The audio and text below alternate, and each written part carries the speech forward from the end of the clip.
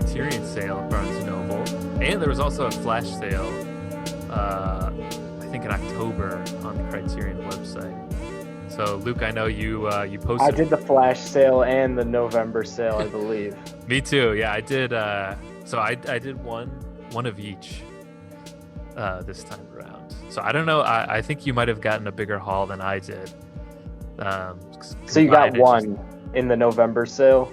One of the November sale and one of the flash sale. So I'm combining them to our little show and tell today. All right. So you can go first then. Oh, okay. Well, I'll go. So the first one that I got in the flash sale was I'm trying to get some of my favorites and some of my favorites that we've talked about on the podcast. So I got Blowout. Yes. Which it's a great one of the best Criterion covers, I think. Oh yeah, that's one of my favorite parts about Criterions are just the cover art or the image, and then of course all the artwork inside it. So I had to get Blowout because I almost got that. I almost did. It's one that I could watch on repeat, so had to get the Criterion version of that. And so I actually have 3 with me right here because I got Blood Simple recently too, and it wasn't on the flash sale, I don't think, but I got it not too long before the flash sale too. So I'm cheating and I'm lumping all of these in in there. And then the last one I got, I always try to get when there's a sale. If I'm feeling frisky, like getting some Criterions, I always try to get one that I've never seen before, but just based on what I've either heard about it or just what it looks like. I always try to get a blind buy. So mine this time, which I know I've seen you give it 5 stars on Letterboxd, it's Ghost Dog. Oh, with a Samurai, because it's one of the new ones. I bought that one too. Oh, nice. Yeah, actually, I thought I saw you post on our Instagram. Yeah, it's did you pre-order it? No, so I just so you bought it after later on then in November, 2 weeks ago. It literally just came in the mail this week, earlier this week. Because because it was one of their newer ones. That and The Irishman, and it wasn't going to be ready till the end of the month, basically, because it's brand new. Nice. So I've recently seen a few Jim Jarmusch movies. Well, just in the past year I've finally gotten into him. So, and this one I watched a trailer for it. It just looks cool. Forrest Whitaker on the cover. I love the cover. It was cool. And then I saw that I think RZA, did he do the score? He did, and also what comes with your Criterion is apparently a whole film scholar commentary on RZA's soundtrack. Wow. Dang. See, I love how Criterion does that stuff. Yeah, exactly. That's one of the things I've realized is, especially with these being half off, they're like $20. And then you get all this, you get the whole restoration. And then you get all this supplementary stuff. So to me, it's just so worth the money. Oh, yeah. Yeah, exactly. And that's why there's so much value for your money, because it's not just the movie, but video essays too. Then there's just behind the scenes commentary. Yeah. So I'm really excited to finally watch that. That's I'm happy you bought that. It's not it's as good as you think it'll be. It's great. Sweet. Yeah, I'm excited. And you're buying one of its first time, it just got released to Criterion, so that was part of the reason too, because I just saw it was one of the new ones, so I wanted to check it out. So I guess that's my Criterion haul. Ghost Dog, White Samurai, and Blowout. So I also bought Ghost Dog, of course. Nice. Had to have it. And along with that, along with the new Criterions I bought, ones that they just that they just added. I bought The Irishman, Oh, nice. which was like I pre-ordered it, like it would be ready like November 25th or something like that, and I pre-ordered it at the beginning of the month when I bought all the other ones.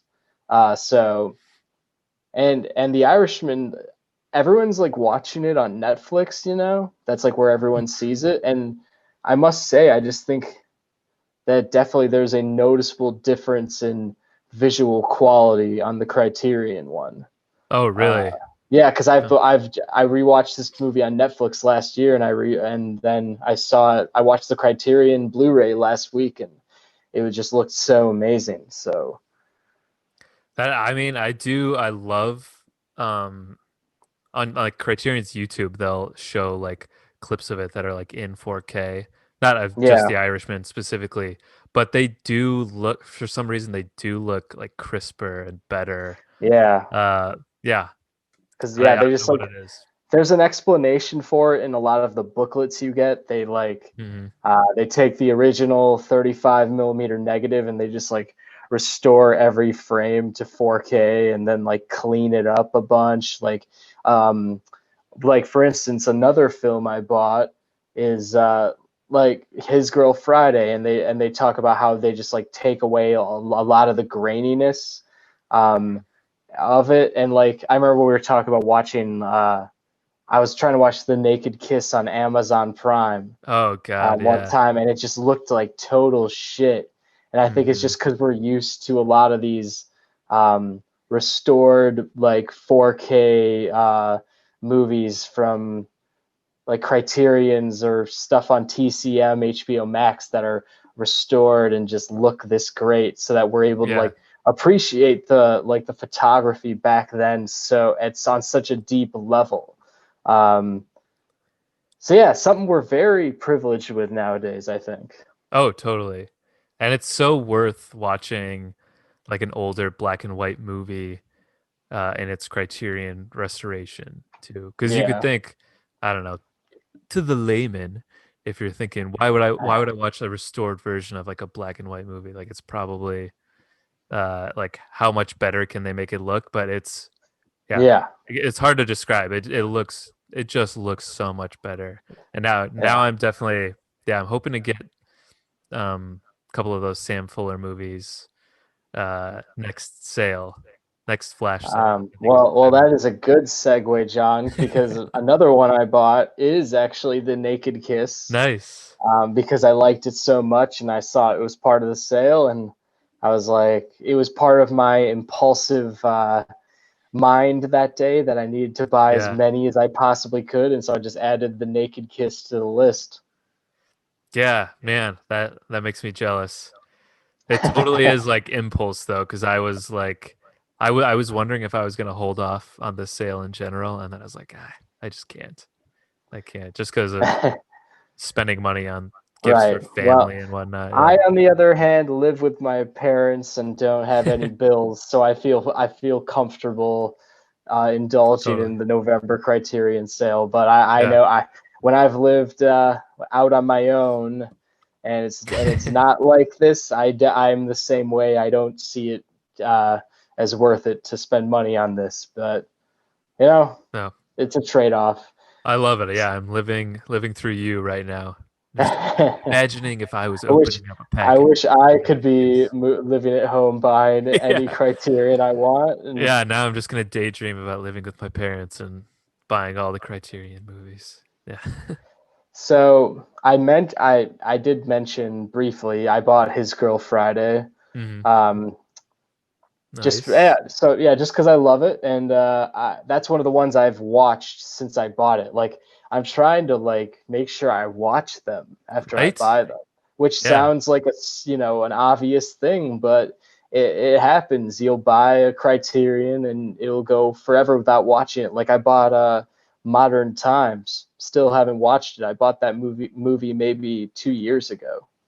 Oh, damn. 2 years. Yeah. Yeah, that's a long time. Honestly, like Yeah. yeah, the way saying that now, it makes me think I should watch it tonight. Yeah. But When I first like started getting into Criterions and whatever, I bought Foreign Correspondent, the Hitchcock yeah, movie. Yep. I still haven't watched it. That was probably a year ago. Yeah. Yeah, that it happens, Yeah. and you may not watch it for another year. Who Yeah. knows? Yeah. I would love to watch it. I just, yeah, I don't know. Who knows what it is? Something deeply psychological. I just don't know. You can't correct the case on that one. Yeah. All right, so another one I bought after His Girl Friday, which so His Girl Friday is definitely one of my favorite classic movies. Hmm. I bought another one of my favorite classic movies, The Sweet Smell of Success, Oh, which nice. I love, and I don't know if you've seen it before, John, but here, I oh haven't God, seen it yet. that I need I've to, seen that cover though. Yeah. yeah, Tony the cover Curtis. is Yeah. just so awesome, Hmm. and so I'm very pleased with that. Um, and also, I mean, yeah, I just love the movie, so I had to own it. And also, when we're talking about extra stuff, that the um, that your purchase gets you, like this movie came with like a whole booklet of like not only like Ernest Layman's like original short stories that inspired this movie, but all this like um, kind of like essays about the making of the film, not only Hmm. from film scholars, but also the director. And this was like a 50-page booklet I got with all that stuff put together. And I took me like a week to read that thing. Holy shit. Did that fit in the Um, case? I was in the case, and a lot of Criterions have that like similar thing. Like Twin Peaks Firewalk with Me has that. Like a Damn. bunch Wow. of just like a long interview with Lynch and all these like this art in it and like all these photos and stuff. And so yeah, like that took me a week to read. I got like a ton out of it. And so and that movie I think costs like 20 or 30 bucks. Hmm. It's just so worth it. Yeah. I remember right when like Do the Right Thing, I think was released through Criterion last year, end of last year maybe. Yeah. But yeah, I got that one too, partially because I just love the cover. The art. That is I know which one you're talking about. Yeah, it's a good one. But then they also have video of the very first read through of the script with the cast, Oh, that's which was cool. like amazing. I think it's on YouTube now, of course, but Yeah, a lot of the really cool stuff gets leaked, of course. yeah, but yeah, that's yeah, just like you said, it's one of those things that they include in Criterions that are just so worth your money. Yeah, Super for cool. sure. And so then the last Criterion I bought with this sale would be A Touch of Zen, which I don't know if you've Mm, ever seen it, but no. it's a kung fu flick that I saw a long time ago, which has a lot of atmosphere and a lot of spiritual elements, like to do with like Buddhism. And it's a very trippy film, very long film, and just something that really stuck with me for some reason. So that was Nice. one of the ones where I was like, man, since that was such a unique time where I remember just, you know, really just tripping out in my apartment, watching A Touch of Zen and loving it. And so I bought it for that sake, because it was a special night. Nice. Yeah, let's go 3 hours, 20 minutes. Yeah, that's a long one. I haven't Is seen it that though. really? According to Wikipedia. Wow. Shows what I remember, I guess. That is very long. Yeah, that's super long. Gonna probably not watch that one for for A a couple few years, years. yeah. Oh God, that's so true though. If I see a movie that's that long that I haven't seen yet, I always put it off. Yeah. It's just funny that I don't like. Usually, when I watch like an absurdly long movie, I remember that like that I set out to do that. I'm like, Yeah. but Mhm. I don't remember that at all. So this must have been one of those things where I just threw it on and just like went along with it. Yeah, you're just in it. Yeah. Yeah, That exactly. happens. Yeah. Nice. Is that your whole Yeah, haul? yeah, that's my whole haul. Whole haul. Nice. That's a good haul. Yeah, I Cool. can't wait for next November. It's Yeah. becoming a well-liked month for me. Well, I think Barnes and Noble does a sale in July too. Yeah, all right. Well, then I'm there. I'm there for that. Yeah. Only have to wait another 7 months. Yeah. Yeah. Who knows if COVID keeps getting worse, then yeah, more reason to get more criterions. Yeah, exactly. Yeah. So yeah, it's that was, since we're wrapping up November and the Criterion sale, and Thanksgiving is just passed, we decided to do a very much a Thanksgiving themed episode in our revisit series by doing one of our both of our favorite, like one of our favorite movies for sure. Definitely. Yeah. Um, and I think we've talked about it a lot. You know how we like it a lot on this podcast, but we've never got. I don't think we've talked about it that much, really. No. Just like in passing. I don't know if we've Yeah, talked about it. there. Uh, We've not gone into yeah. into it really at all. So I think this gives us we have a very clear canvas today to talk about planes, trains, and automobiles as much as Yes. we want. Planes, trains, and automobiles. I remember we talked about this when we did our very first episode in your top 10. Um, but Yeah, yeah, this is a classic, far and away pretty much the only Thanksgiving movie that matters, besides Charlie Brown, of course. I don't know if there are I any mean, more besides those two. and just like holiday movies of any quality, like Mhm. outside of maybe Groundhog Day. You don't usually expect holiday movies to be of this quality. Like when I look back on a lot of the Christmas movies I liked as a kid, that used to be like, some of my favorite movies. They're way much more for me now in the middle tier, like average quality of movies for me now. Yeah, I mean this is better than 99% of Christmas movies. Just because Christmas movies, there's so many, um, so you're gonna get plenty of duds. But yeah, this holiday movies in general, this is yeah, for sure a top three, I would say for me. Um, and also not only holiday movies, but it's probably my favorite John Hughes movie too, written or directed by John Hughes. But yeah, I definitely didn't have as like much of a soft spot for planes, trains, and automobiles. Like I always really liked it, but then once I got older and realized that like it still holds up way better than a lot of like other holiday movies I liked growing up. Hmm. Yeah, then it just made me like it even more. And I mean, Steve Martin and John Candy, who are two comedic legends and two people who I feel like we talked about this before too. How dads love a movie like this. Dads love Steve Martin and everything. Yeah. So yeah, Yeah. My dad showed me this movie. yeah, right. Same. Yeah, When I was like, your dad showed you this? yeah, Yeah. same thing. How old were you? Probably, probably 9 or 10. Oh, that's I'd very say, young. I'd say like I, around middle school I'd age. like to think I was at like fifth or sixth grade, something like that, Yeah. which is around the same time Yeah, as that's pretty nine much or the same yeah, time. Yeah.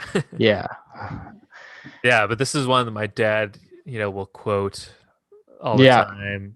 yeah. I like have vivid memories of just watching this over the years with him, and like my dad is a very quiet guy, but then watching something like this, it gets him like laughing super hard. Yeah. Yeah, yeah, It's like nice. It's like you yeah, want to experience that cuz yeah, you know how dads can be. Yeah. So yeah. You uh can definitely tell that uh the adults, like our parents' generation, had like this movie was a huge deal for their generation, because yeah. I would like see my parents recite all the bids, like certain bids with people, like the "you're going the wrong way" scene and Yep. stuff like that. How and like probably just like, you know, especially for them, you know, since they saw it when it came out and probably in theaters as well, and the movie probably just swept the nation. Like, I'm sure that just like the trauma of the "you're going the wrong way" scene, like, and the shock of how crazy it is,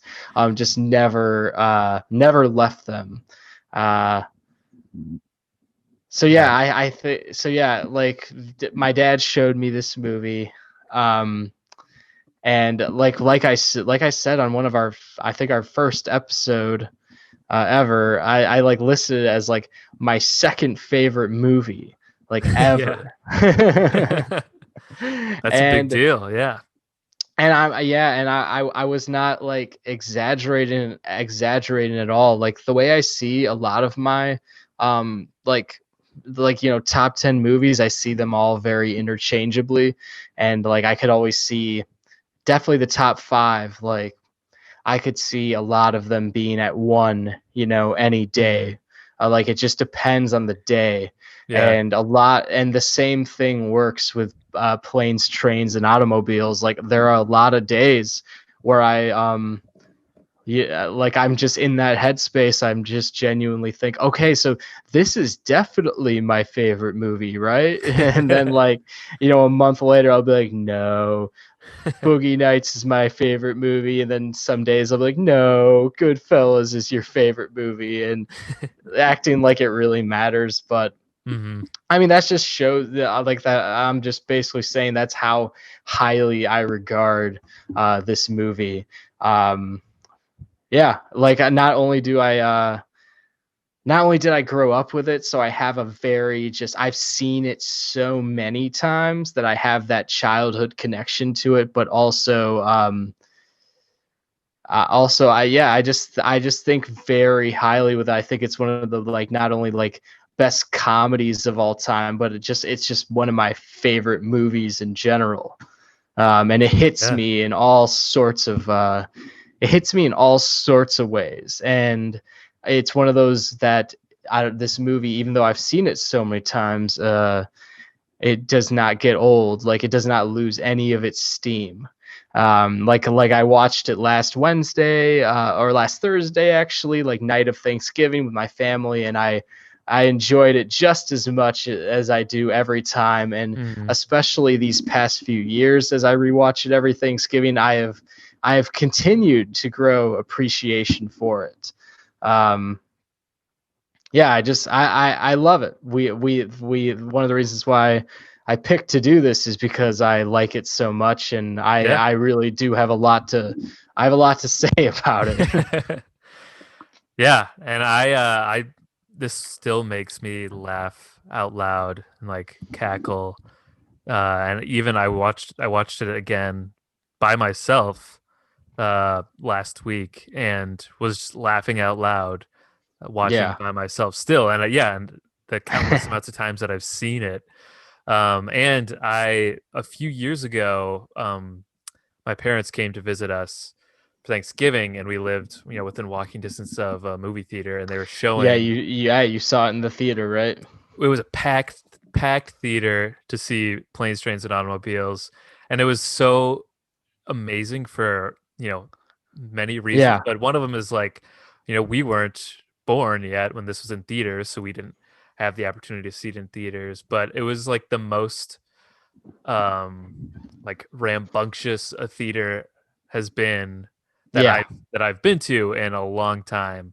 Because it was just I hadn't been to a theater that was that packed, and it was every single person was laughing incredibly hard the whole time. Everyone just knows the film very Yeah. well, so there's that feeling of timing in the room and like understanding and Hmm. all that stuff. Yeah, I've Yeah. felt that with a lot of screenings, and I would love to do that with planes, trains, and automobiles. Yeah. Yeah. And to think that probably most everyone in that theater, you know, give or take a few people, had already seen the movie multiple times, but yet it was still that, uh, yeah, it was still that loud, and yeah, everyone laughed so hard throughout the whole thing.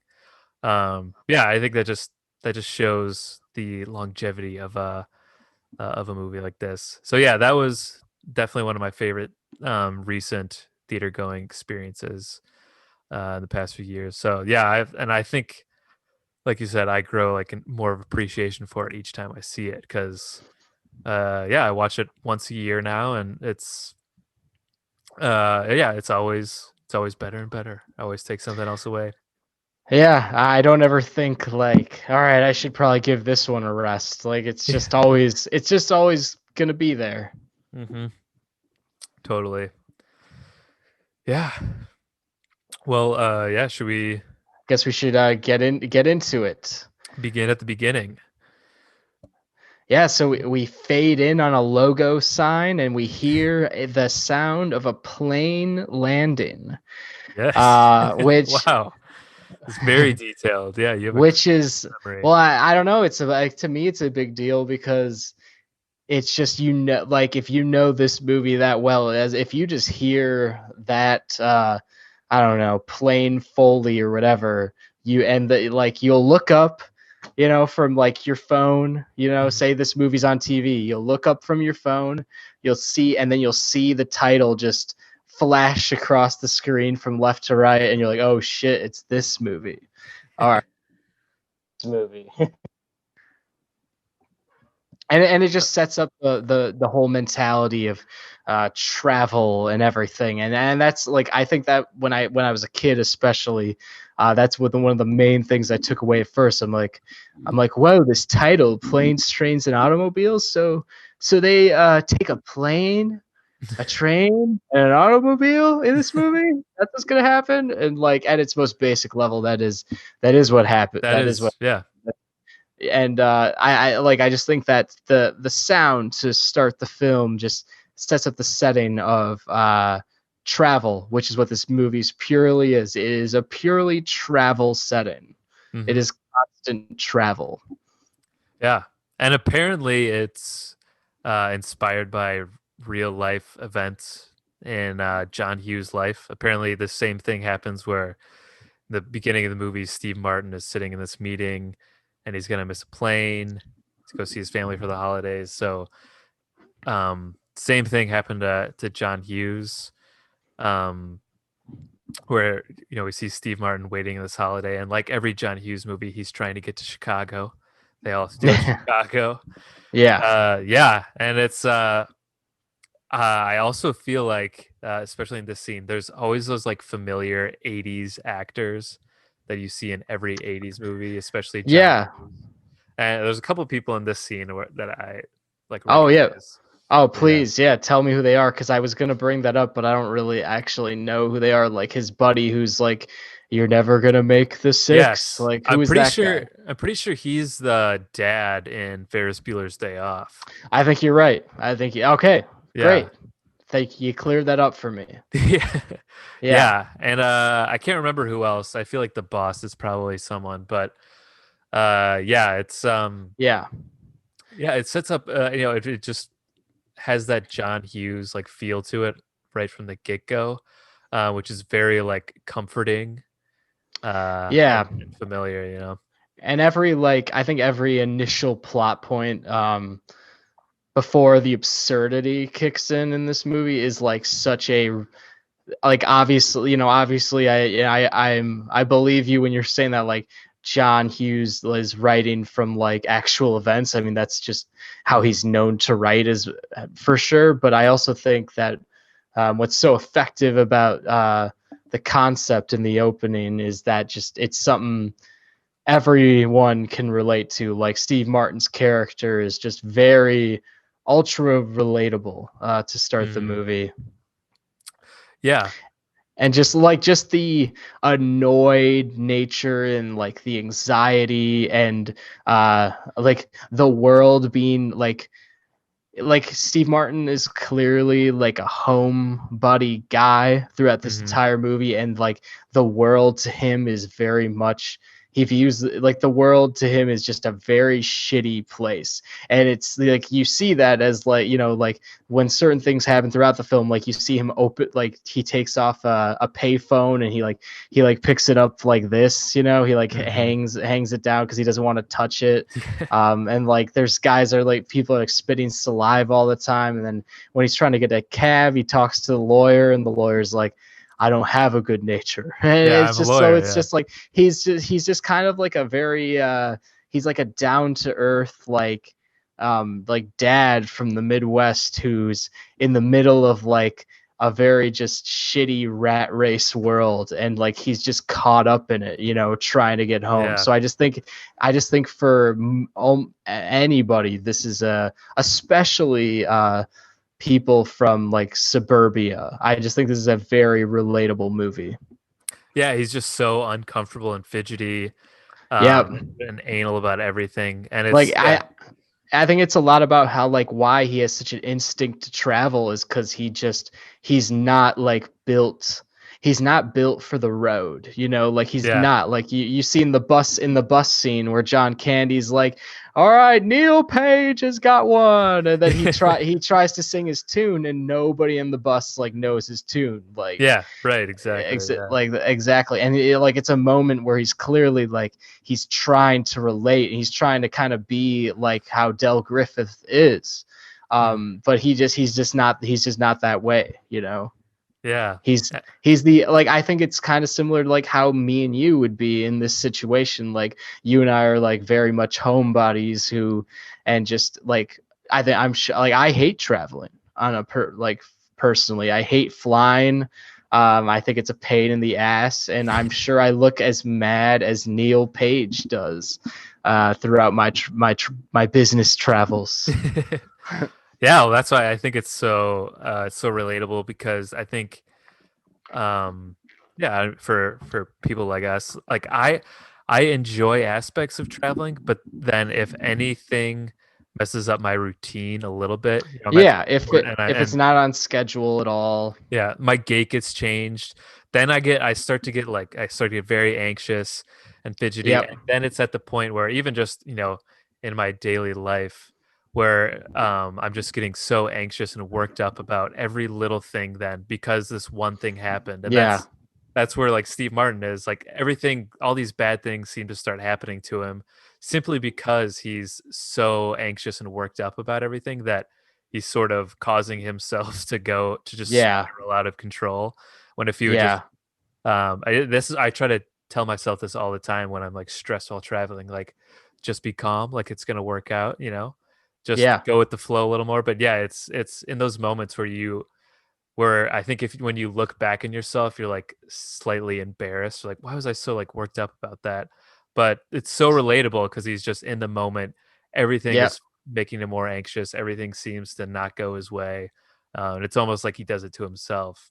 Yeah, like Yeah, like it seems like a bad idea just to get out of here from the get-go. Like yeah, Ferris Bueller's dad just tells him, he's like, "Are you kidding me? I am waiting. I'm not going yet." You know, yeah, he's like in a sense he's the smarter one when totally. Steve Martin's really he's being a little anxious. He's trying to get out of there. You know, it's his personality Mhm. basically is to have everything together as especially as we see as how his Chicago home is so put together. Yeah, right. Yeah, he's definitely the type of person. He's a type A person that needs a lot of structure and everything to be sort of like laid out. He needs to be like prepared for everything. Um, yeah, and whereas John Candy's character is pretty much the exact opposite of that. Yeah, and so we'll meet John Candy in a bit. Yes. So after Steve Martin gets really annoyed during a meeting, um, because the client or boss or whatever has trouble picking between what do they have trouble picking between, John? I Just can't remember what it two is. ideas. He's like Just looking two at two ideas. big like We poster boards and Yeah, we can be just that staring at vague. them. That's Yeah. fine. Yeah. Um, No and spoilers. I think not only does this establish like Steve Martin's uptight character, but I think this is just another very relatable thing that this movie has. And like I remember what I really liked about this movie as a kid. I loved like annoyance humor, and that is like kind of what's done a lot throughout this movie. But it's just done very well. Like I always understood. I understood like annoying other people. I also understood being annoyed very well as a kid. So like, even though I think this is a very adult movie, like in a lot of ways, I think that's what it made me relate to it so much. Like from the first watch. Yeah, totally. So then we get to the streets, and Steve Martin sees Kevin Bacon across the street trying to get a cab as well. They both see the same open cab. And then we got some 80s soundtrack kicking in. Great music, yeah. Which I love the soundtrack. Yeah. In this movie. It's fun, it's funny, and it just speaks like traveling gone wrong for some reason, you know? Yeah, it fits so perfectly, and it's so 80s too. Yeah. And but like not in the way that where you're annoyed. You're like, oh great, yes, this 80s soundtrack, you know? Yeah. Just like that opening da da da da da da da da da. Yeah, and then you have, like you said, you have Kevin Bacon in there. It's another it's such guy an who's in every movie. Yeah, exactly. It's such a good opening of like physical comedy, just watching them try to get through this crowd. Like I know at one point, like there's a black guy kind of pops up who kind of looks like a street dancer in front of Steve Martin, and he kind of does this choreographed dance to get around Steve Martin, and Steve Martin's like flailing his arms around trying to get around him. And then so Kevin Bacon ends up getting the cab as Neil Page trips and almost gets hit by a car in the head, which is like the first of many times where Steve Martin almost gets run over by a car in this movie. Yes. And then this is where there's that great moment. Well, I guess before we move on, where it's just showing Kevin Bacon and Steve Martin's eyes, like I forgot moving that. back and forth between them. Yep. I love that part. Yeah, it is good. All right, so then he sees the lawyer. He gets a cab basically immediately, and he's like, "Sir, I'm wondering if I could appeal to your good nature and ask for you to let me have." And he's just like, "I don't have a good nature." And then he's like, "I'll give you $20." And he's like, $20. He's like, someone giving $20 for a cab will certainly give $50. And so then he's like, trying to negotiate with him. And he's like, all right. And then he's like, 50. If you'd play 50, you'd surely pay 75. Yeah. And he's like, and then Steve Martin it's really funny. He's like, not necessarily. And he's like, all right, 75. And he's like, you're a thief. And he's like, close, I'm an attorney. Yeah, there we go. Yeah, that's the line. It's just like a great like moment of just pure savagery in the world that is I think it's like ridiculous, but at the same time it's like believable. Like we all know that there's like just shitty people like this. Like you don't like it comes from the fact that like how we just don't trust people we don't know, especially when we're traveling. Like especially like a guy who looks slick like that in a suit, you're probably gonna expect him to be snotty and shitty and wouldn't do you a favor or something of that sort. Mm-hmm. Yeah, and like we talked about how, I mean, Steve Martin being this very anxious, like type A guy, then he's also just he's too nice not to, he's so nice that he gets taken. Yeah, clearly he has like an innocent Midwestern suburban nature. Yeah, like he's clearly not he's out of place in the streets of New York. Yeah. Because otherwise he would have just stolen someone's cab, like this attorney's cab, from him without offering Yeah, him money. So yeah, the guy just plays him yeah, like a fiddle. Yep. yeah. So as the guy is playing him like a fiddle, John Candy pops up to the cab and just takes it. As Steve Martin pays him $75. Yes. And that is when I think we really see like what we were mentioning before, is that Steve Martin is really out of place on the streets of New York, as he runs after the cab and like just in the middle of the street with his like bags flailing, and he just yells, "You're messing with the wrong guy," which is something that's made me laugh for like almost my whole life at this point. And I love how they within the soundtrack of the movie they replay that "you're messing with the wrong guy" throughout the like movie. later when he's at the airport, they just they kind of bring that sample in back. It's hilarious. Almost just poking fun at his character. Yeah. Things he says, like, really, you're messing with the wrong guy. Like, what is he gonna do? Yeah. Yeah, it's great. And so then he reaches the cab, he opens the door, he's like, "That's my cab, get out!" And Del Griffith just looks terrified, and they drive off. And I think do they run over his luggage here? I think so. Isn't one of his bags like in the trunk too? Like I think they moved his like big trunk or whatever he had into the trunk. And that was like open when the cab drove off too, unless I'm misremembering that. Yeah, you're just talking about John Candy's trunk, or you're talking about Steve Martin's luggage? Yeah, Steve Martin's luggage. I thought they put that in the car and then drove off with I don't think so, because I think they would have brought it up later. Maybe I'm not remembering that correctly. Anyway. So then what happens? Where were we? So then we get to JFK or whatever. I know there's multiple airports. LaGuardia or JFK. Yeah. One of those, and it's super crowded. But it seems like Neil Page is gonna make his flight. And then we find him sitting down, waiting for his flight in the terminal, right? Mm-hmm. Yeah. In the terminal, he's reading something. Across from him is John Candy, also reading something, because this was the 80s and there were no phones, so people actually read like books and booklets and magazines while they waited for things. It was something weird else. Times. Yeah. Yeah. I don't know how people went through that. Yeah.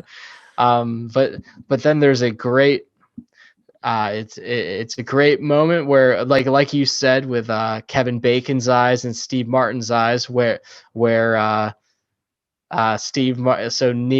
kind of notices John Candy. He kind of starts to recognize him. You see his eyes kind of start to peer over at him, and then Dell's kind of just like, okay, I'm being stared at. What the hell is going on? You can see, and they're just both kind of briefly staring each other down. And there's a lot of like mistrust, and it's mainly because Neil is like, all right, he stole my cab, and Dell's just kind of like, why is he giving me the stink eye? He's like, what did I do? And as being the friendly guy that Dell is, he's just kind of like, do I know you? And he's like, I must know you, right? And he's like, I'm sorry if I forgot. And he's just like, he's really coldly. Neil goes like, you stole my cab. and then we get the first of many John Candy laughs. And it's just like, I've never stolen anything in my life. Yeah, and it's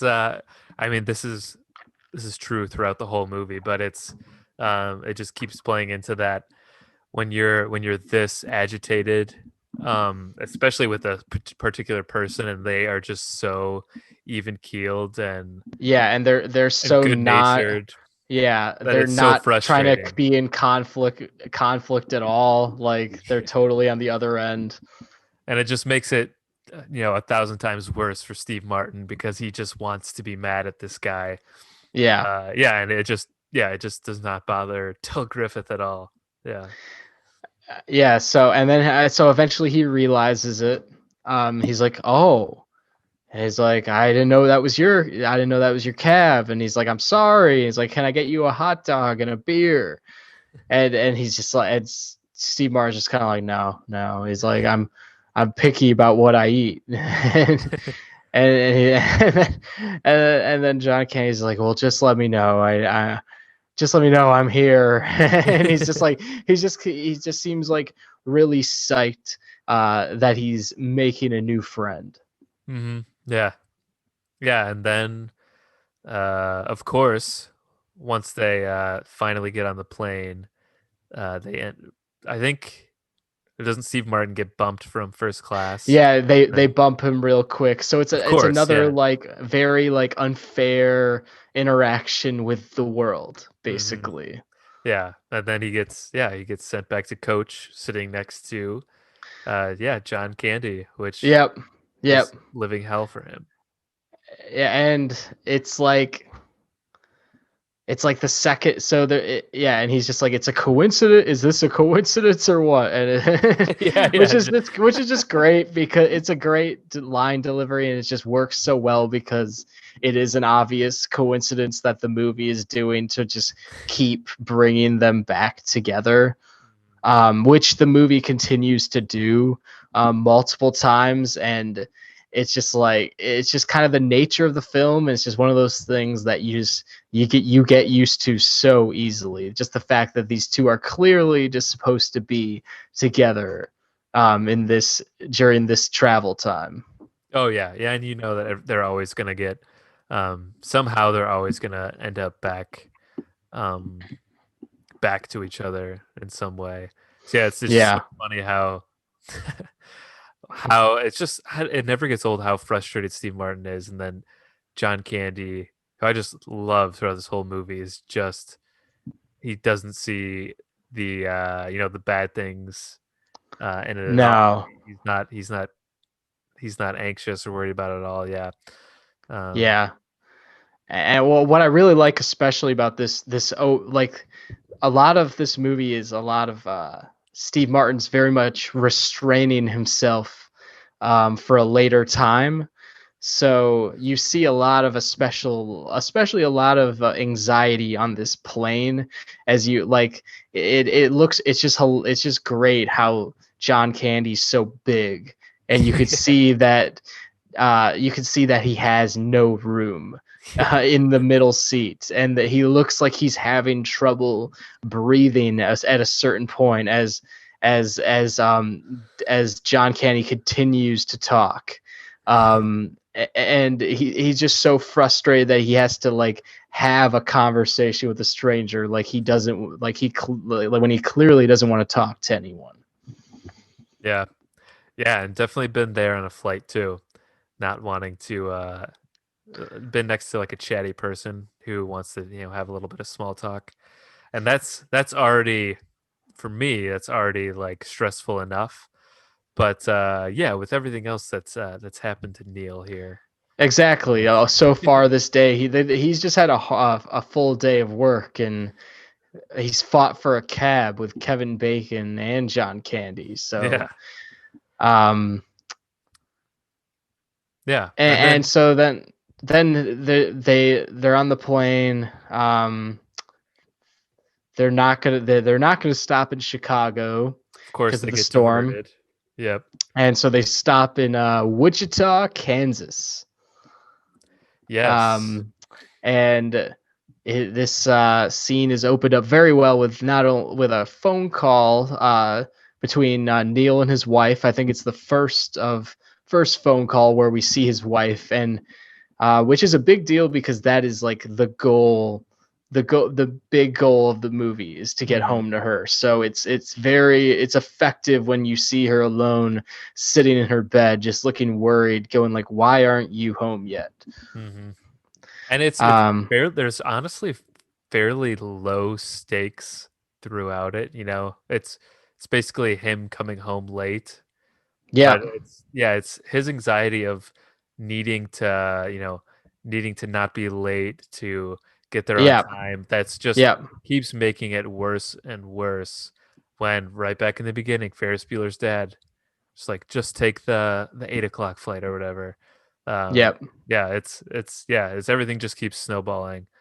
But yeah, it's pretty low stakes, but it still just works because of um, yeah, I don't know, this general like travel anxiety and everything that I don't know, the cause and effect of everything in Neil's life in this Yeah. stretch of time.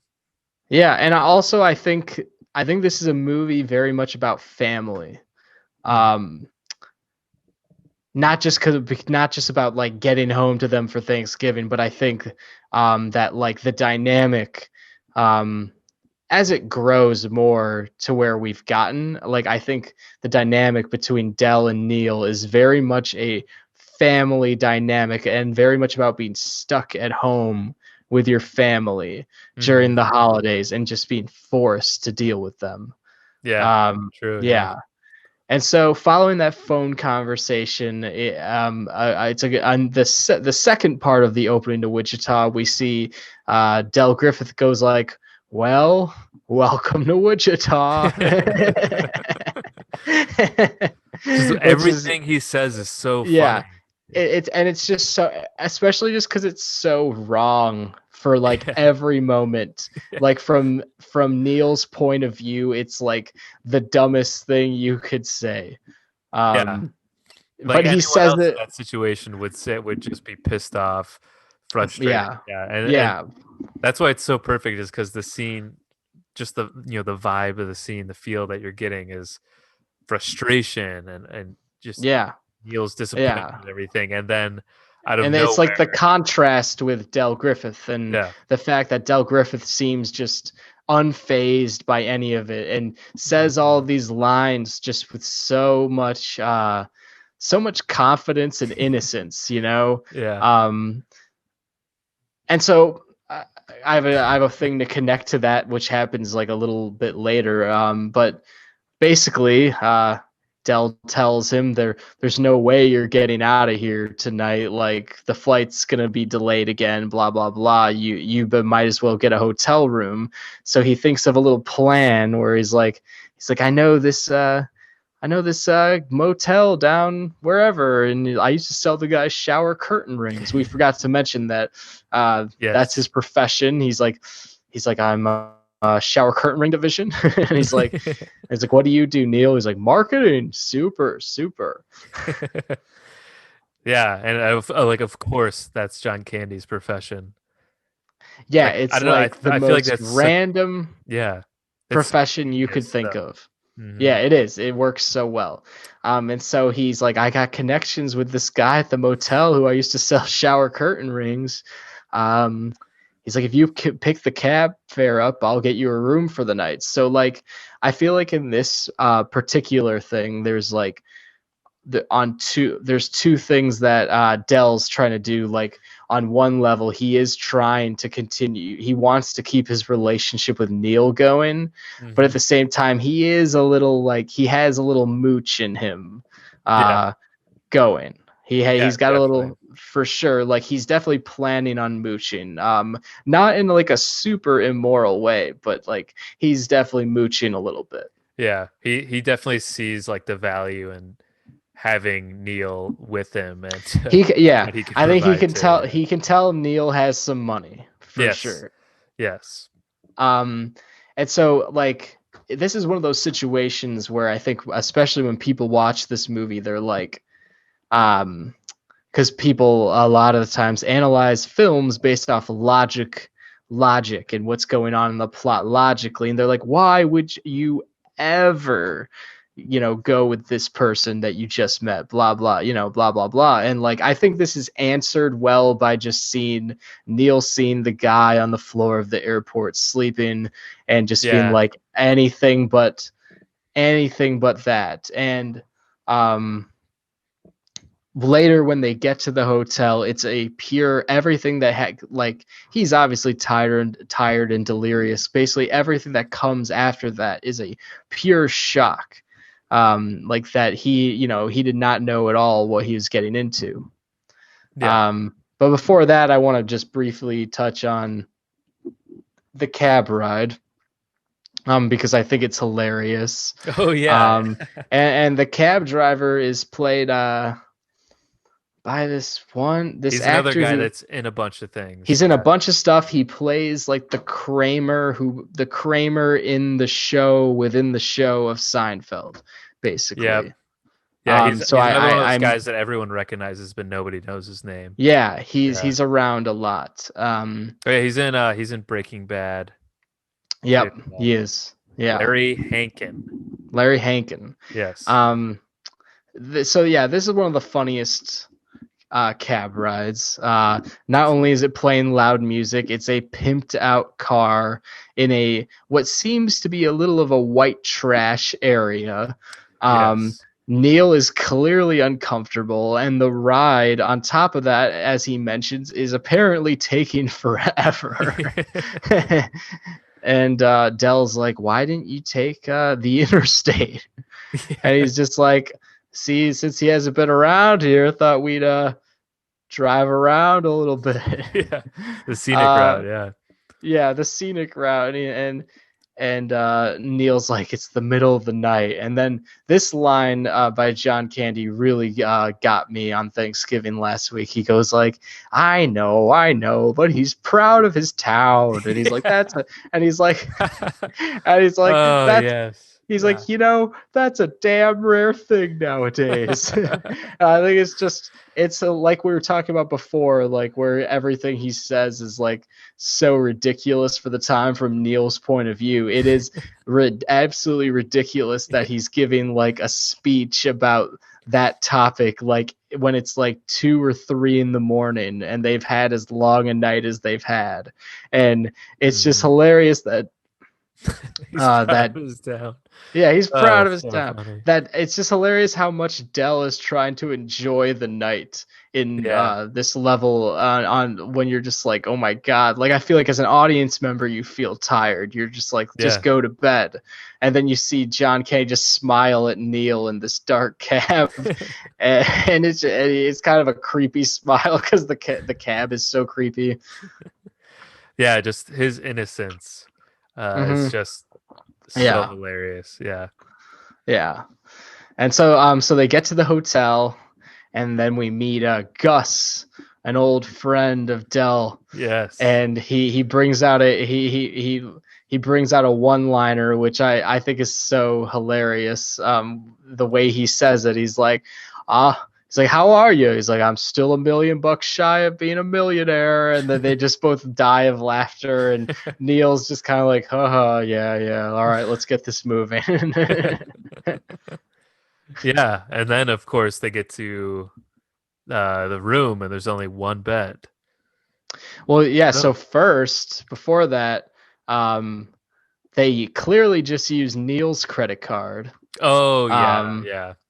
Dell kind of puts down like a savings card, and then he says like, whatever, like I have to charge you for a double, whatever. And Dell's like, we're saving money, we're a good team, blah blah blah. I don't think he's spending any money at all. But then then Gus announces, last room on the left, and Steve Martin's like, wait, share. And so you're like, okay, oh shit, these guys are sharing a room. All right, that's pretty nuts. And then we get to what you were talking about. They get in the room, and this is where this part of the movie, and a lot of parts of this movie, is where the cinematography plays a big part for me. So they pan around the room. You kind of like, it's kind of like a good POV shot of like what people just do when they get into a hotel room. You see all the usual like shit. Yep. And then they kind of pan across like the one bed, like it's not, like it's nothing, but then they like they like immediately whip right back to it, and Yeah, like double take. Yeah. yeah, and then the music, then there's like music, creepy kind of music kicks in, which is pretty hilarious, and like it's just kind of both of these guys realizing, holy shit, we're sharing a bed together. That's not good. Yeah. Yeah, and see they both are kind of dreading that too. So they have that in common. Like even Dell, like Yeah. Dell's like a friendly guy, but he's not a creep. He doesn't want like, and Yeah. not a total like insane person. Like he doesn't want to clearly doesn't want to share a bed with Neil. Like he even gives like a smile, like to act like everything's still all good, but like it's Yeah. almost taken as creepy still, because you know you're still in Neil's point of view. You're like, I gotta sleep with this random guy. Like through this whole opening, we're still Dell is still like a stranger to all of us, I Yeah. think. We still don't really know that much about who he is or his Yeah, backstory. or know that we can trust him. Yeah. He's clearly still a stranger. hmm And I think it's a very like subtle thing, but I think just the fact that he's also like concerned about it, about sharing a bed with Neil, works because I could totally see just a much worse version of this movie where Dell is just completely like insane person that would never exist, where he would be like, all right, yeah, we'll just like snuggle up in the bed, just be totally fine with it. But yeah, it's one of like the minor instances where you could see like a real person behind this It kooky brings him down picture. to earth a little more. Yeah. Yeah. Yeah, and then what did they spend some time like before they go to bed, or is that then does it cut right to So we them? get like a brief montage cutting between like Neil takes like a shower, um and everything's going wrong again in the shower. Like the hmm water turns off when he has soap in his eyes, and it's too hot or it's too cold. And then you see Dell kind of like on the bed, and he puts in like a vibrating quarter, and he's smoking, and he's looking at pictures of his wife. And then Neil looks out at the bathroom and realizes that the bathroom is messed up by Dell, hmm and he doesn't even have a towel to use. I don't know what Dell did, but there are wet towels everywhere, and they just got there. Yeah. Yeah. And yeah, and then what is it? Doesn't he end up using like a hand towel or Like something? Right. one of like the tiniest washcloths. Yeah. Yeah, exactly. And I remember when I was a kid, like just really relating to that. I was like, wow, he doesn't have a towel. That stinks. Like that is the worst. Yeah. And then okay, now I'm remembering. Yeah, once they before they go to bed and yeah, after the shower scene is when they have that great argument with each other, where Neil has just sort of hit his breaking point for the day with Dell and just First lashes they out. get into bed. First they get into bed. Oh, okay. They're I'm like skipping ahead.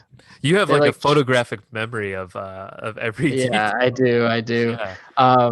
So they like try so first they're like settling into bed. They're like trying to sleep. Yes. Okay. Yeah. Um and Neil looks he's like hunched over for some reason, and he's like leaning, he's like sleeping weird, you know? hmm Partly cuz he seems to be having his own space. He's really trying to not be close to Dell in the Yeah. bed. hmm But then you find out that John Candy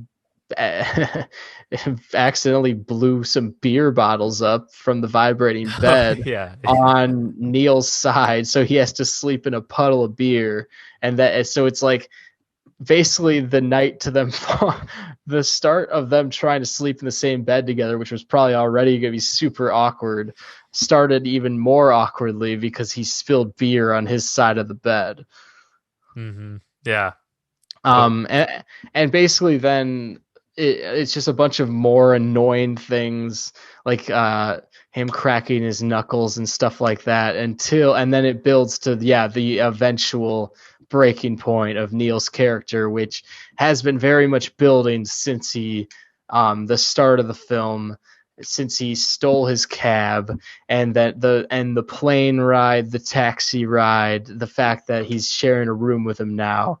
It's just all building towards that. And then we get a very long speech from Steve Martin about everything he hates about John Yes, Candy, which I think is a super well written speech.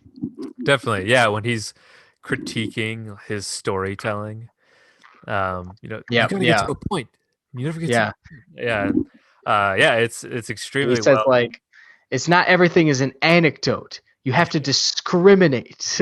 Yeah, He's like, you choose things that are amusing or interesting. And I just think it's so hilarious how well, it's just so good, great, so well put. It's just so well written. It's yeah, like a thing that just not only applies to the situation, but just is very much in life, like something that, uh, yeah, just applicable to like every interaction we have. yeah. The amount of times I wanted to say that same speech to certain family members of mine about their stories or their anecdotes. Yeah, Yeah, for it's. sure. Mhm. There's a lot of moments where you're like, all right, why are you, as one person, you're like, why are you talking right now? That sort of thing that we Mhm. have. And I also see it from Dell's point of view to a degree where I feel like almost people have too much of a inclination that they must talk about something because they're annoyed and selfish and preoccupied in a similar way to Neil's is here, because we're all so on the go and that sort of Yeah, thing, to the fact where if someone is going to bring something up to us, we feel like it has to like be worth bringing up, otherwise why the fuck are you talking to me? So I yeah, think it also brings out like that shitty mentality in people. yeah. That's why I love Dell's response to it because yeah, when Steve Martin's going on his rant, um, I think like yeah, of course, like yeah, he's making great points. Yeah, these are all super annoying things, and then Dell hits back, um, and he's like, people like me, and like he's talking about like oh how nice of a guy and great of a guy he is, and it's like yeah, it is actually kind of annoying how I guess how annoyed that we can get in our everyday life when we feel like something's Yeah, wasting our time or something like that. And I think yeah, yeah, so I think that's the perfect it was the perfect lashing out from Steve Martin, and then the response is equally as great from John yeah. Candy.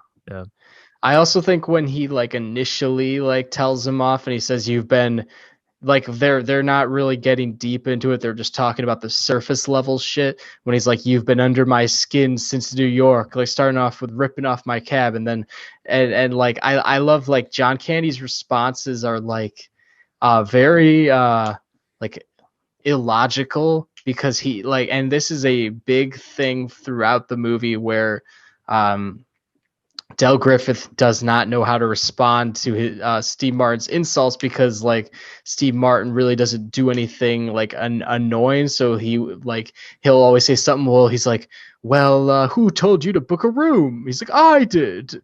He's like, "I hope you sleep outside, that you don't even move." And like all of his insults make like clearly no sense, but it's just like one of those things where he feels the need to defend himself because Steve Martin's always going at him so hard. And I hmm don't know, it kind of reminds me of like an older brother, little brother thing in a way. yeah, definitely. Yeah, and it's just another one of those moments where you see like I don't know Dell as a real person and not just um, this uh, you know, comedic character. The contrast of Steve Martin that he's actually a real person too. Um, Totally. yeah, And so I think the last thing I will say about this speech, which is actually a big thing, is that so I was once reading like Roger Ebert's review of this movie. Um, and if you haven't read it yet, it's really good. I think he has multiple, but in one of them, he kind of talks. about like how John Candy's character is so much a reflection of actually like how John Candy was as a Mhm. person, like how he was a very like lonely comedian and just like wanted to make people laugh and that sort of thing, and just had a real tough time when coming up. And it really like, so I feel like this scene where John Candy is defending himself and is in such a vulnerable place speaks very true, and like to like just John Candy, who he was as a person. And I think it really comes out in his performance, not just in this scene, but the whole movie, just that whole layer to Del Griffith's character, basically. Yeah, yeah. It's yeah, that's a great point. I'm gonna have to read that review because you do see um yeah, a lot of that sort of that tragedy behind Yeah. him, like Oh, you see in a for lot of sure. comedians like Yeah. him. Yeah, it's very much a tragic like comedian character, and very much about like low, like his character is very much about just ultra loneliness and just like Hmm. wanting to be like the fact that he wants to be friends with just like anybody, like like that Yeah, sort of thing, and wants to like um just like laugh with them and like please them, and like as we've said with a lot of things Dell has said, like he's clearly like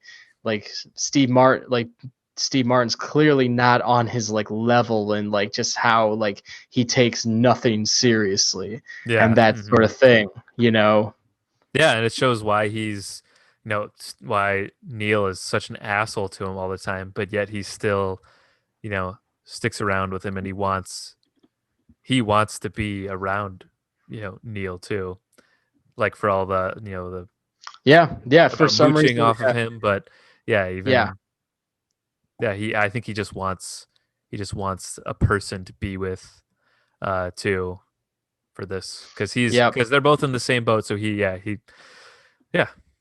yeah, that's kind of that's a bummer to think about, but yeah, I can see it.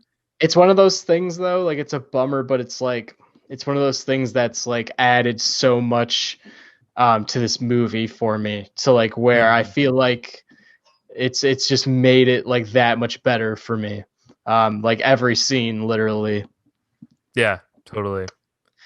Nice. So yeah, so then they go to bed. They get robbed in the middle of the night, Yes. which is just hilarious. It's just another random thing that happens in the middle of the night.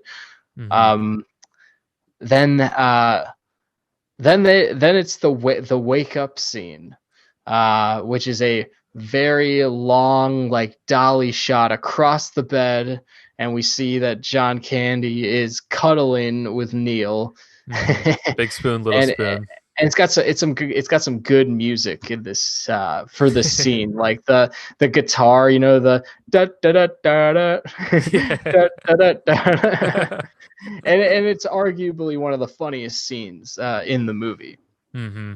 Yeah. Um, because like Dell kisses his ear, and they're both clearly in a dream on being somewhere where they not actually are. It's two guys, because these characters are two guys that just want to be with their wives, like Hmm. like in obvious different ways, but like they just, that's really both all they want. So I think that not only is it funny, but I think it's a big just like character moment for the movie.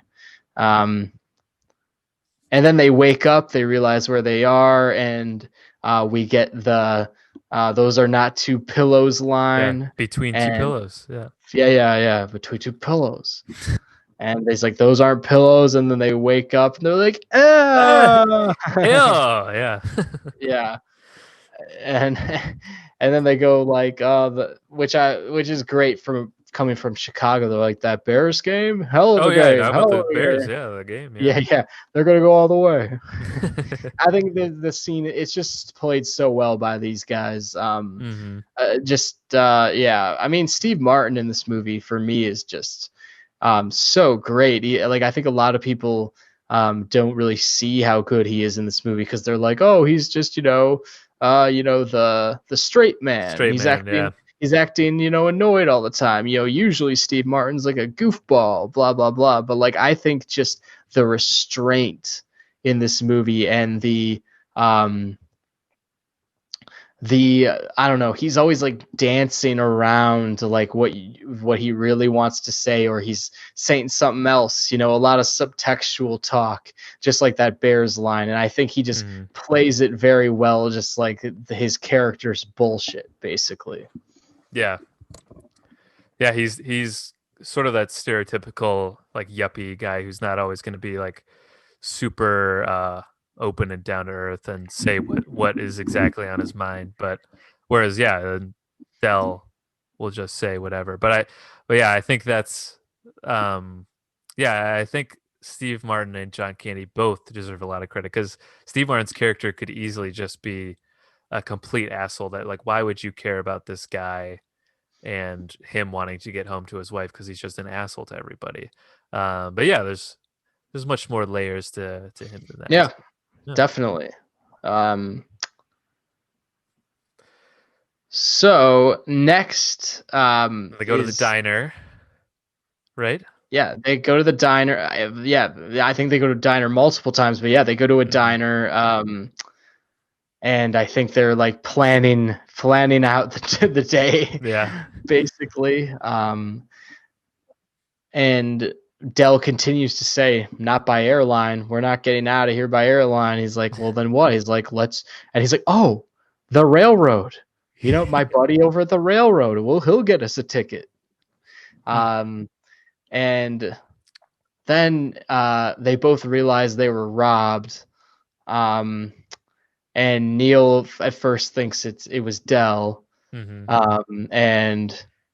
then he names as much money is in his wallet. Yeah. He's like, I had over $700 in there. Yeah, and he goes like $724. Count them. Yeah, and then it's obviously empty. They've been robbed, and then and so then we cut to outside of Gus's hotel, and Dell's like, "You know what we'll do?" He's like, "We'll charge our way back home." And he's like, "What kind of plastic do you carry?" Yeah. and Steve Martin's naming all his cards, and he's like, "I got a Neiman Marcus card in case we need to buy a gift for someone." And then Dell goes, like, "Oh."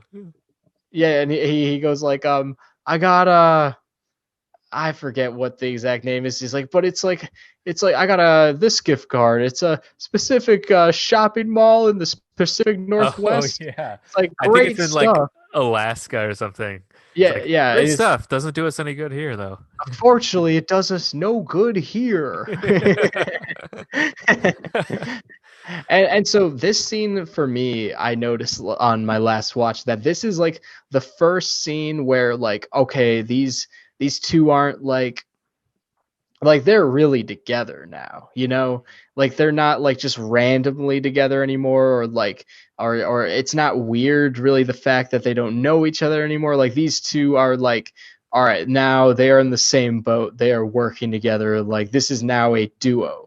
And I know this, like, I think we've talked a lot already about this movie, but I think that like this is not very far in to the movie at all. No, like this is like, it's still act one, very close to the beginning. And I just think like that is, I don't know, I think it's very just efficient time management on the movie's part, like good the pacing. Fact that they're already a duo, and it allows for a lot more growth between this duo as the movie goes forward. Mm-hmm. Yeah, it's almost like the fact that they were both robbed, and they realized that if they weren't robbed by each other, then it's almost like, okay, we can trust each other, and now we're both in the same boat. We've both been exactly, and they've slept in the same bed. They're like, where can we go now? How much weirder can this get? Yeah. All right. So then we got he's like, all right, Gus's son's gonna pick us up. So then Dylan Baker pulls up in a pickup truck with his wife and kids, and he plays a hick that would be just hilarious on Saturday Night Live or something like that. I just always like, I don't know who doesn't get a kick out of Dylan Baker as Owen. Yeah, he just walks up and just spits. Yeah, it's Yeah, very like elongated intro to his yeah, character. very elongated, and he's Yeah. I'm Owen, and he goes like, Yeah. and he kind of goes like, "Arr, arr." Yeah. Yeah, And then so and I then was I gonna think take you out to Wichita to catch a train. yeah, catch a train. And then his wife comes out to like take their bags and he's like, Well, "No, we got it." He's like, so "No, yeah, they're she's gonna carry, strong." yeah, Yeah. they're gonna carry the trunk into the pickup truck. Is like, get your ass out of here, carry that. Yeah. And they're both like, both of Dell and Neil are like, oh no, No, it's we got it. We very, got it. it's Yeah. very heavy. It's like, she's short and skinny, but she's strong. Oh yeah, that's right. Yeah, she's short and skinny, but she's strong. Yeah. Yeah, and then they end and up sitting in the truck bed. and for some reason they just don't want to let her help. They're like, we got it, we got it. Like, they're just weird. They're just like weirded out by the fact that he's like ordering her to do it. Yeah. Yeah. And then they end up sitting in the truck bed. Yeah, they ride in the back, and he's like, "How far is Wichita from here?" And or I think they go to. It's not Wichita. Because Dylan Baker says, the train doesn't leave out of there or something. he's like, "Train don't leave out of Wichita unless you're hog or cattle," and it's like, "Train comes out of Stubbville." Stubbville, yeah. And so then Steve Martin's like, "How far away is Stubbville?" And then Dell goes like, 30 miles, maybe 40. No more than 45, though, Yeah. depending on which way he goes. And he's like, if he goes the back way, it could be anywhere between 60 and 70 miles. And like, they're clearly like freezing like immediately. It's just another great like delivery line. Oh It's yeah. just, like, great delivery by John Candy. 30, maybe 40, no more than 45 though. And yeah, Just then he like keeps just like going. the credit card line where he's like, unfortunately it does us no good here. Like obviously, yeah. Yeah. Yeah, it's so good. So then they get to the train station. Once again, Neil treats Dell to something. And he asks him, "Do you want to have a drink in the bar cart?" And Oh yeah, he's like, no, I think I'm gonna get some sleep. And so it's like the first time where the Neil is definitely trying to separate from Dell, and like, it's one of those moments where it's like played as like these guys could not see each other again, you know? Mm-hmm.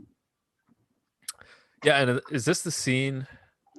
Just stop me if I'm getting too far ahead, but where Steve Martin tries to call back home again, and then Dell is selling his. That's further down. Okay. I won't go. I keep confusing. That's at there. the bus station, John. Freaking idiot! Have I even seen this movie? Yeah. Okay. Yeah. Forget I said that. Because we'll get to that. Yeah.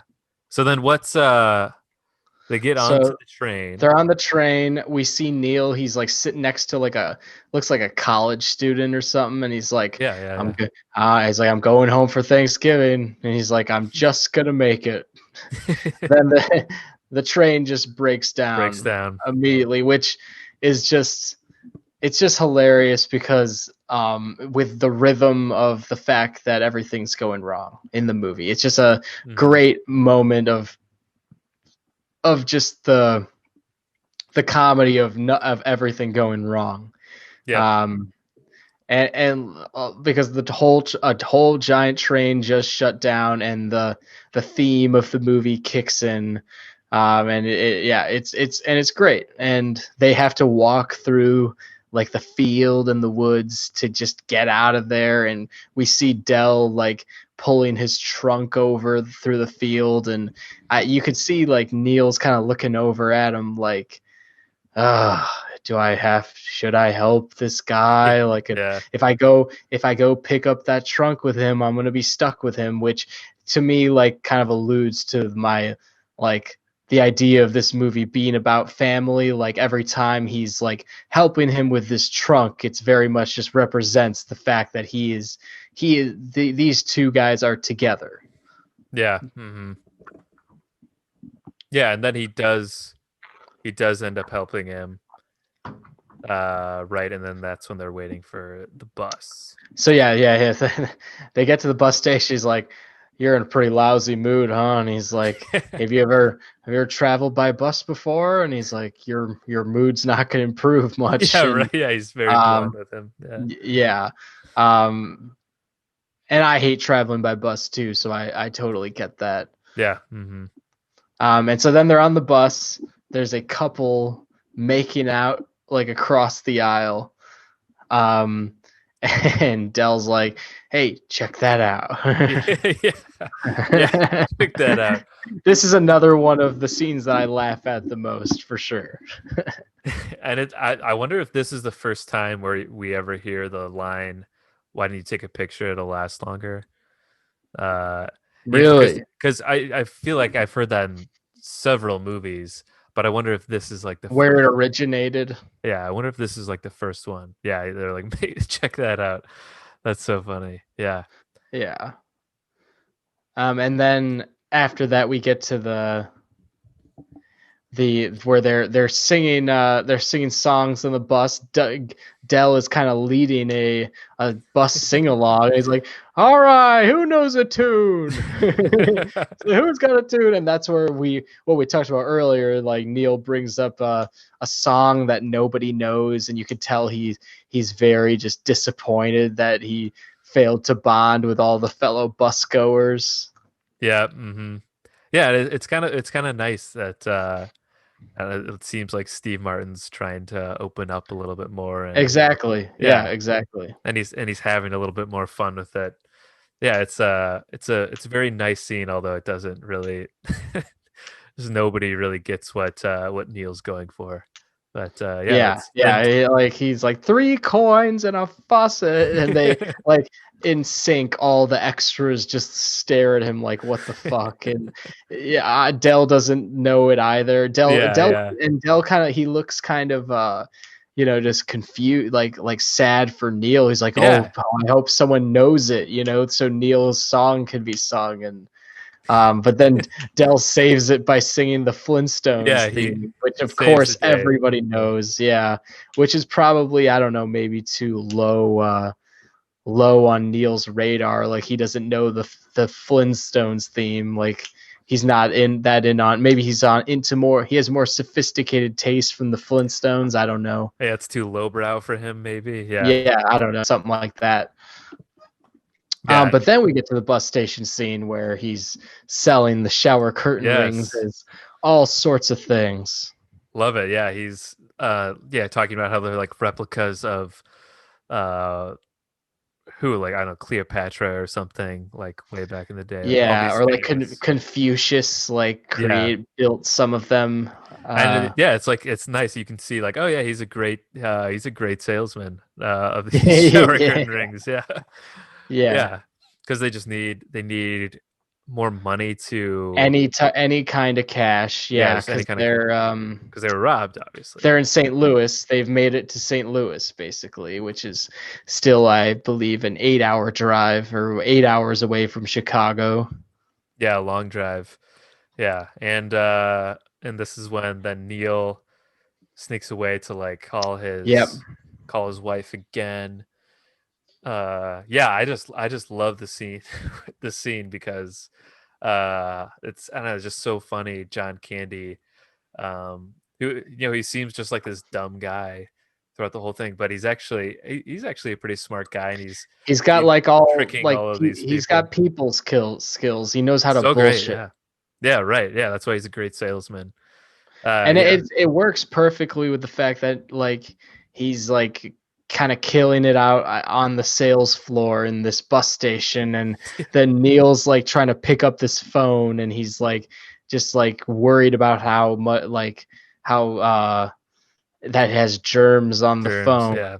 And then he's just still thinking about his family. He's just still trying to get out of this mess of being out in the travel world. Yeah, this is pre-COVID times, and he's that worried Yeah, about James. Yeah. yeah, exactly. Um, And then so then we then cut to next, another diner scene yes, next. which is where yeah, Neil basically suggests that they split up, and Yep, because I mean he does have a point of them just being together. it has Uh, not worked at all it's not been so working far. out. Yeah. Yep, They've only gotten so far being together, yep, so that it might work out for both of them if they go separate ways. Um, yeah, but at the same time that they're gonna find their way back to each other somehow. Um, exactly. And Dell is clearly hurt by this. yeah, Very hurt. Yeah, and so Neil goes off on his own. He rents a car. Um, they drop him off at the rental place, and there is no car. yes, Um, and so he is forced to somehow walk to the airport, which is it's hilarious because like when you're at an airport and you're trying to get around, it is all through like like trams, buses, yep, driving on these ridiculous highway ramps, and just the fact that Steve Martin is trying to navigate through all this in an area which is just one of the worst areas for walking for human beings. It is yeah, not meant for walking at all. It's just hilarious to watch him anywhere. Like even before he gets to the runway and he's just walking on the highway for me, I'm just like I just die of laughter every time. How mhm, ridiculous he looks. Um, and just looks like such a desperate man who's been yeah, through way too much. Um, and then of course he walks on the runway and the plane lands, and I just think it's a great um, it's a great plot point for just like the following like blowout by Neil's character yeah, by his character, which is his second very long blowout of the movie. Um, yeah. You need that to as build up to yeah, the yeah, lashing that he it's gives out. yeah, it's yeah, because everyone understands like the rage within him at that moment. Like, yeah, Yeah, and then I mean, yeah, this is also so relatable because I feel like we've all been in these situations where we just want to lash out at the like we know all the people you're just frustrated with a plane being canceled or your rental car not being there, and then of course like the customer service people being so like overly friendly and trying to understand yeah, yeah. Well, yeah, calling's the yeah, wrong and phone. they're not they're on their she's on her personal calls, so she's like clearly not doing everything she should. Like they Hmm. like he just feels like the world is fucking him over. Hmm. And his monologue, which has like it's a record for fucks in a monologue, I believe, or something like that. Yeah, I think it's like 18 or something like that. Yeah, Yeah, which and turns this into an R-rated comedy. This yeah, the scene alone. exactly. Yeah. Other than that, it is a family movie for the Yeah. most part to me. Probably Uh, PG. Yeah.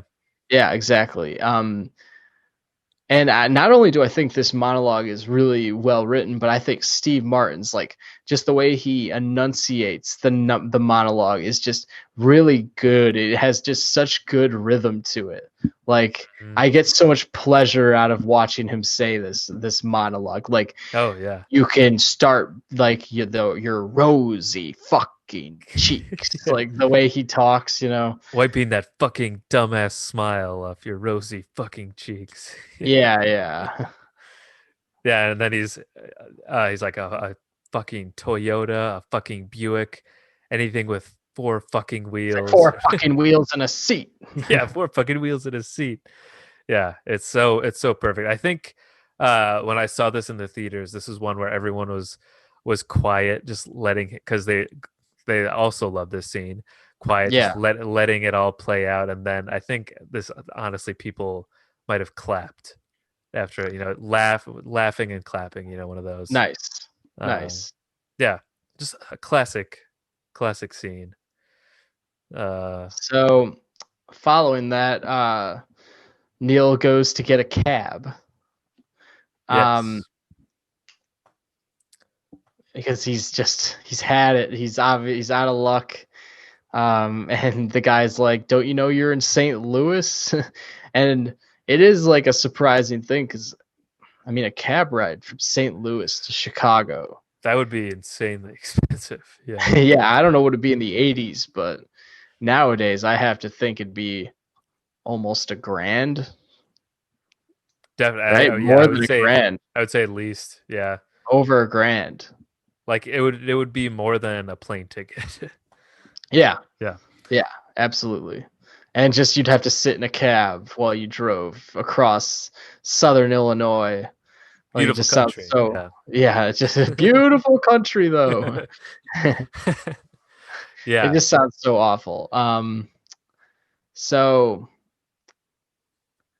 then he says to the guys like, if I wanted a joke, I'd follow you to the John and watch you take a leak. Yeah. This is where he's basically hit his breaking point on multiple levels where now he's just gonna lash out on random strangers too. Like the car rental lady. Now Yep, this exactly. guy, and Like he still clearly hasn't like gotten it all out of him because he says that to this guy, and then he goes like, "Are you gonna help me, or are you gonna stand there like I don't know, something wearing mittens?" And then the guy just straight up knocks him out. yeah. He says this like he's been to prison before or something. Yeah. Yeah, and then Dell almost hits him with the car. Who is driving down the street like a maniac in this airport for some reason. Like he is sliding all over the place. Yes, and of course this is where he comes back into Neil's life. Yep. Yeah, but saves him. Yep. Yeah, he saves him, and the guy picks Neil up by the testicles. Which is Dell's fault because he goes like, "You insensitive asshole!" Like he has you insensitive asshole. Like, he has no idea what happened in the previous scene. You know what I mean? Like he just thinks the guy's being a total jerk to his buddy. He's like, "I will move my car." But he's like, "But I want you to pick him up." But he thinks he's being like so noble here, but he's totally, once again, he's kind of fucking Neil over in a way, like unintentionally. He's just oblivious. Yeah. I'm so glad you said that line because I love that how he delivers that. You insensitive asshole. Like that, the way he says it is so funny. Yeah, it goes back to that innocence of Del Griffith. Yeah, just the obliviousness, innocence. Yeah, and and then Neil ends up in the passenger seat of his. They're back together. It happens very seamlessly, like it was meant to be. At this point in the movie, you don't really care on the randomness of anything, because it's everything in this movie, I think, is very unexpected. Mm-hmm. Yeah, and and then I feel like at this point too, like Steve Martin's even slightly like happy that he bumped back into Dell in a way because he saves him. I mean, yeah, things clearly did not go well for him when he left Dell. Like it's not Dell's fault. I think in a way he's realizing it. It's not Dell's fault. Like it's his own bad luck, and should stop blaming him in a way. So I think this begins, which is for me is like, especially on last week's watch, is like the funniest stretch of the movie is just the whole time they're in that car. Yes, absolutely. I mean, just from the standpoint that these guys are still like trying to get to Chicago, like the fact that their never-ending will after all these speed bumps. Now they're in a car driving to Chicago. Still, after all this, is just hilarious. Just the fact that that this is all still going on. Yes. You know, that they're still like so far away. we've just now gotten to the automobile portion Yeah, of the exactly. movie. Yeah. And yeah, and then it's another one of the more infamous scenes is just driving on the highway at night. And so much happens. Yeah, I to start, I love the this one exchange where Dell's what are they? Dell's trying to like change the seat. Yeah, he Um, just keeps moving he back and just keeps forth. fiddling with he keeps fiddling with the seat, and then he wants to take his shoes off, and he's like leave you, and Neil knows he's been around this guy. He's like leave your shoes on, like Hmm. I don't want to breathe your foot odor. And he's like, and then Del goes like, well, it must be nice to be so perfect and odor free. And it kind of goes back to Yeah. the like the Del never has like any real like he always tries to like uh make fun of Neil or like talk shit to him the way Neil does, but like he doesn't have anything because Neil doesn't do anything wrong. So he just kind of he he's like, there's plenty of things I don't like about you that you do. And he's like, oh yeah, what do I do? He's like, And you then play with your balls a lot. yeah, which is like the funniest. One of the funniest lines of the movie, and he's like, Larry Bird doesn't do as much ball playing, Yeah. and if you do in an hour, and then he's like, "Are you trying to start a fight?" Yeah. And and then what does he say? You He, know what I want right now? he's like, And "You know what would then make me happy?" And he's like, another couple of balls, extra set of fingers. yeah, And he just extra starts set of laughing. fingers. He just starts laughing. He's like, all right, that's real humor. Yeah, it's Yeah. the perfect response. Yeah. Yeah. It's one of my it's one of the funniest scenes to me in this entire movie. Just that whole exchange, just because once you get into this car, you've really descended into just utter ridiculousness. Like Mhm. these two are barely people anymore. They've lost their minds from all the travel, so they're just saying shit like that. Yeah. It's like another couple of balls, extra set of fingers. They just like laughs. He kind of just laughs like it's the funniest thing he's ever said. Like Oh yeah, that exchange is so good. Yeah. Another yeah, couple balls, extra set of fingers. Yeah. yeah, Yeah, he finally sort of like gets to yeah, I don't know, gets a little roast on Neil there. yeah, exactly. I Mhm. think it's he definitely does. So following that, now Uh Dell's in the driver's seat. yes. Um, and we get the mess around, uh, I don't know, musical performance, I Yeah. guess you could say, musical comedic imitation, Yeah. which I never get tired of. No, another great scene. It's just it's yeah, I don't know, it's part of what makes Dell so lovable is that he's just this Yeah, yeah, he still knows how to make the most out of yeah, this shitty situation. he's just enjoying it. He's just like clearly heard "Mess Around" by Al Green so many times, and he's knows every portion to it, and he's just smoking a cigarette as he like imitates this and lip syncs this entire song, and at the same time he is swerving all over the road. And the music is so loud, and Neil is just trying to sleep. So it's just another one of those things. It's just a great it's perfect timing for like that part in the movie, like how far we've come in the movie too. I just think it works very well. Yeah, totally. And then comes the scene where the famous "you're going the wrong way" Yeah. quote comes in. So Dell like he tries to take his coat off in the car. He ends up like trying so hard that he like swerves all over the road, taking an exit as he does, and then he sees like the road right in front of him to get back on the highway, but it's really the one to get off the highway. So he ends up going on the other side of the highway. Um, and you just kind of see that like wrong way sign and the fact that they're going down it, and then they cut to like two trucks coming down that way, and it's set up just so perfectly. Um, yeah, and then the there's a couple driving on the right side of the highway, and they're kind of like, "Look at that guy! He's gonna kill somebody!" Yeah, and then and they just keep shouting at them, and they this is a nice moment too between Dell and Neil where they're both like pissed off at this couple for Yeah, they're yelling at like, them like "Hey, what do you people try to yeah, tell us? Yeah. how would he know?" Yeah, how would you know? Yeah. You're going the Yeah, wrong way. I was like, yeah, he's because Neil has just woken up, Yeah. Yeah, so he so he doesn't doesn't know. know. Yeah.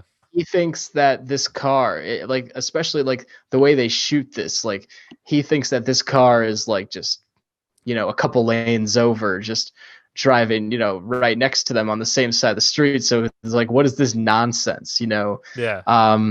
And like just the way he like wakes up and sees it, and he's like, he says we're going the wrong way.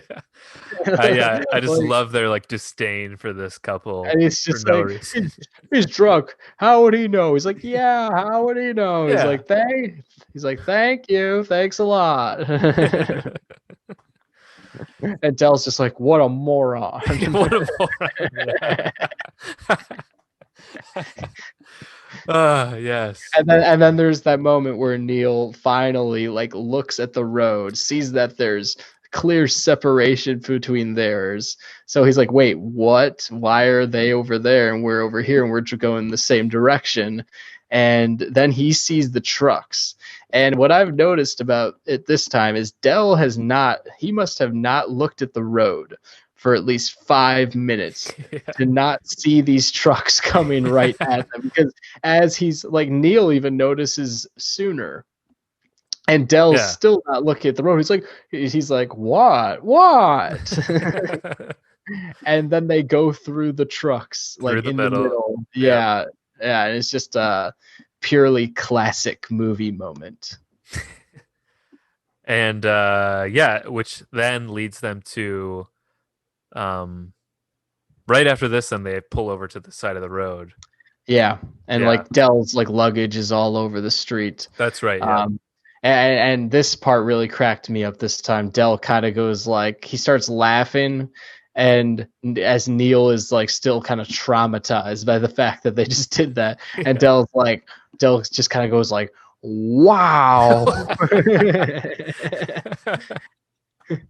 Yeah. Wow. Yeah. This I don't know. I just this performance from John Candy overall is just Yeah, it's it's on bar point. none.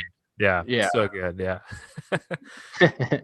Everything. Yeah. Every scene. Or I just his reaction to just absolutely bonkers things is just welcome to Yeah. Wichita. Yeah. Yeah, exactly. And so then he goes like, how about we get my trunk off the road, all right? And then Neil's like, I'm not helping at first, but then he's like, my back. And then he's like, and he sees how slowly Dell's like, like pulling the trunk off the road, so he goes to help him. He helps him pull all his luggage off the road, and then so they're still not really like, he's not like totally done with him yet. Hmm. Yeah. Yeah. And then they're just what leads them to just like sitting on the trunk then? Are they waiting for I think they need to rest. I don't Oh, think it's okay. anything. Yeah, they just need to rest. Then the car starts on fire because earlier, before Dell was trying to take his jacket off, he throws his cigarette at the out tries to throw it out the window. It doesn't, because it's kind of tilted, or that's not the right word. Whatever. It's barely open, and Yeah, it's just the cracked cigarette open. Yeah. it's cracked. The cigarette goes flying into the back seat. Hmm. Um, so Dell's really fucked up everything at this point. Yes. And then you just stare slow, like turn around to realize that the Yeah, car yeah, is on fire. yeah. And then they just start laughing together. Steve Martin just starts laughing. He's like, you finally did this to yourself. Yeah.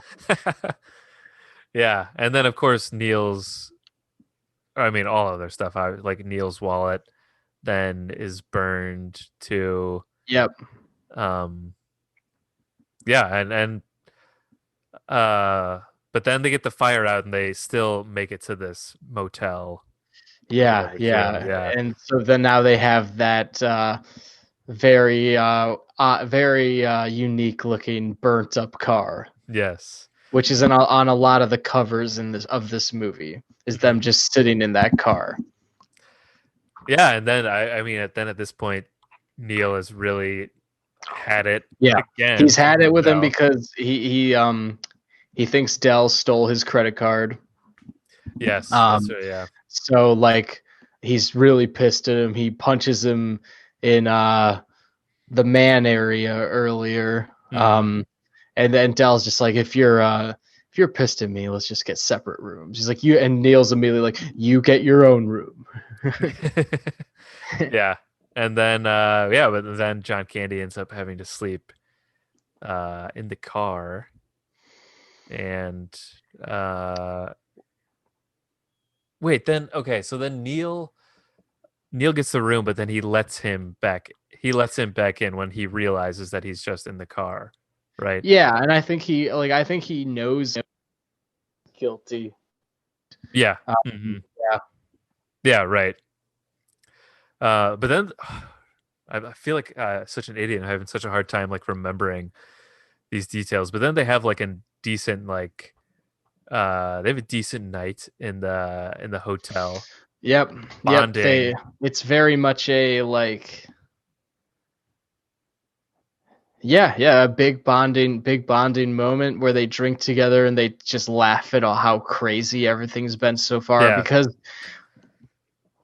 like really, this is the end of we've reached kind of like the peak of the rising action, like it's as crazy as it's gotten so far. Hmm. So like the fact that they've come out of it, they're kind of just, it's almost like, yeah, they're just like kind of celebrating together, and they're just laughing at all the ridiculousness, and they're kind of really seeing common ground. Like I think they felt common ground a lot of the time, but they've been so caught up that like now they're kind of really acknowledging it, and like Hmm. um It's like their come to Jesus moment together.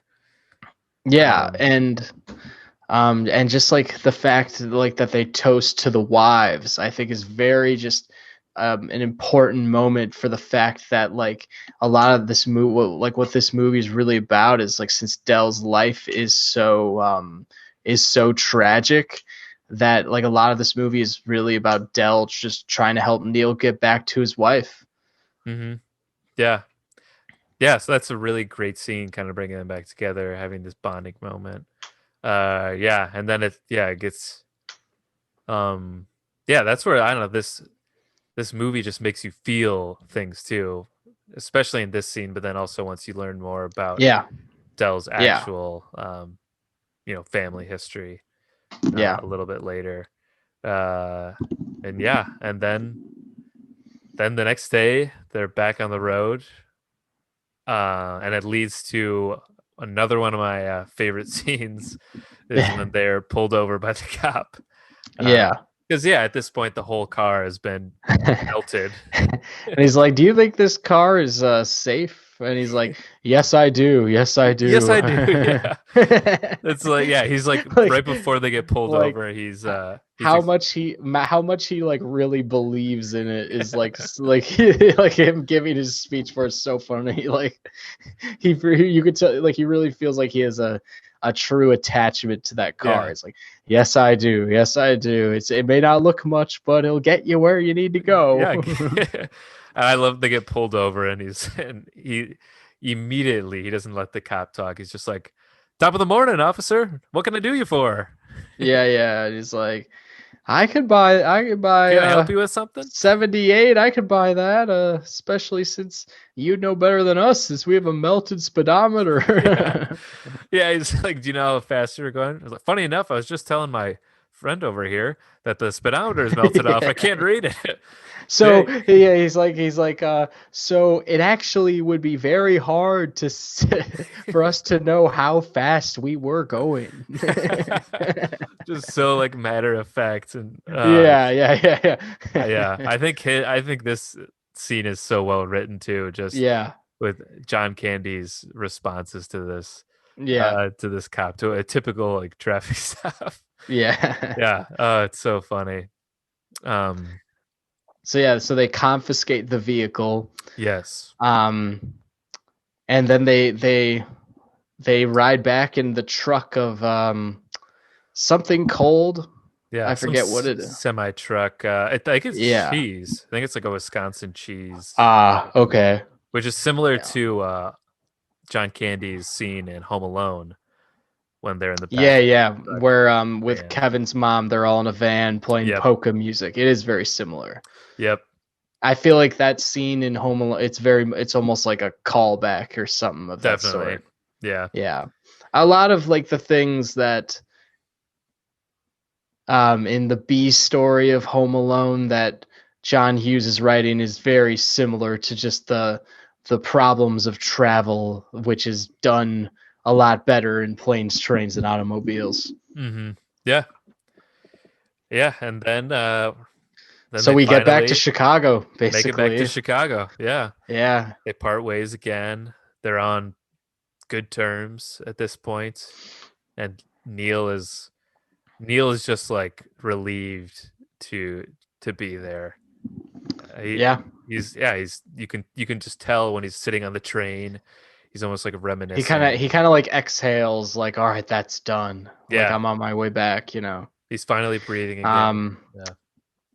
but then like he starts to like think about everything that's happened, and so then the movie kind of adopts like a thing a lot of like art house movies do this, where they kind of like overlay the plot, like different plot points, and repeat them over and over again to build higher understanding about everything you've just seen.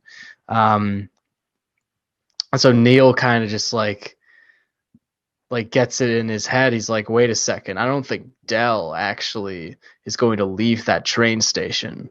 Mm-hmm. Um, and he goes back, and we find out that Dell is homeless, which explains a lot, and that his wife has been dead for 8 years, which explains a lot, and also just really I don't know. This plot point's very important to me, just because I don't know. It strengthens this narrative so much, and it makes it so much more than a buddy road trip comedy. It makes it Mm-hmm. like, for me, it just makes it why I like this movie so much, really, because you really see Dell's character and their whole relationship in a whole new light. Mm-hmm. And so not only is this movie really fun, like hilarious, but it's actually one of the movies that moves me more than most, which is why it's so high on my list. Yeah, absolutely. Yeah, that's why it's um yeah, it's so much more than just this straightforward road trip comedy, and why it works so well. It's still, yeah, it makes you feel something. It's not Yeah, just it does. It's like it's very sad, and it's a very beautiful friendship, um and then it ends up like, and especially I think the way they capture Steve Martin taking all this in, like this information in, like at the end, is just really, really good. It hits very hard. mhm.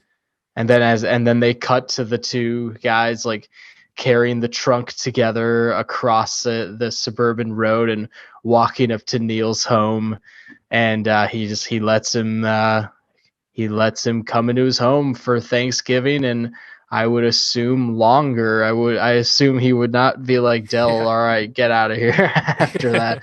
I assume he, like, Dell's part of the family now is really what it is. Like, Yeah. it's really beautiful as he just like introduces him to all his family, and like and like how you could see like John Candy like feels this special moment when he sees Neil's wife, and like he's like, I did it, I brought my buddy home to his wife, and it's just, yeah, very touching. Yes. Yeah. Oh, I'm getting the goosebumps thinking about it. Yeah. Very, very great, great finish to it, because yeah, the whole movie, it's so fast paced, and it's just one thing leading to another. This happens, therefore this happens, and then Yeah. yeah, finally get to sort of like the relief moment, and it's much more tragic than you would think it would be, but then Yep. yeah, really touching in the end. Yeah. Yeah, and it's one of those like touching endings, like, and that is actually just stays as touching as it is throughout the years, and it never ends up becoming like what a corny ending or anything like Yeah. that. It always holds as much emotional impact as it does. Yeah. Yeah, and I like that you brought up what Roger Ebert said about, John Candy, because yeah, that just like um I don't know, it puts it on another magnitude. Yeah, it's another dimension to Del Griffith. Yes, and just yeah, uh this lonely poor guy that's clearly been through a lot, but that has Yeah, such good nature to him. Yeah. but he has a good nature to just like, I don't know, just try to like laugh every day, that sort Hmm. of thing, which yeah, is great. Yeah, what a great movie. Yeah. Well, yeah, I mean that's Planes, Trains, and Automobiles. Yeah, Done. I mean, if you can believe it, I don't have much more to say about it other I love other how than passionate you are about it, though. Did you remember like every yeah, beat? Yeah. I do. It's one of the movies where I definitely know it almost as much, if not more than any other movie, because I've been watching it since I was in like fifth grade. Hmm. Nice. Well, yeah, there we go. That's Planes, Trains, and Yeah. Automobiles. So yeah, happy Thanksgiving, Yeah. everyone. I hope you watched this movie for Thanksgiving. If not, it is not too late.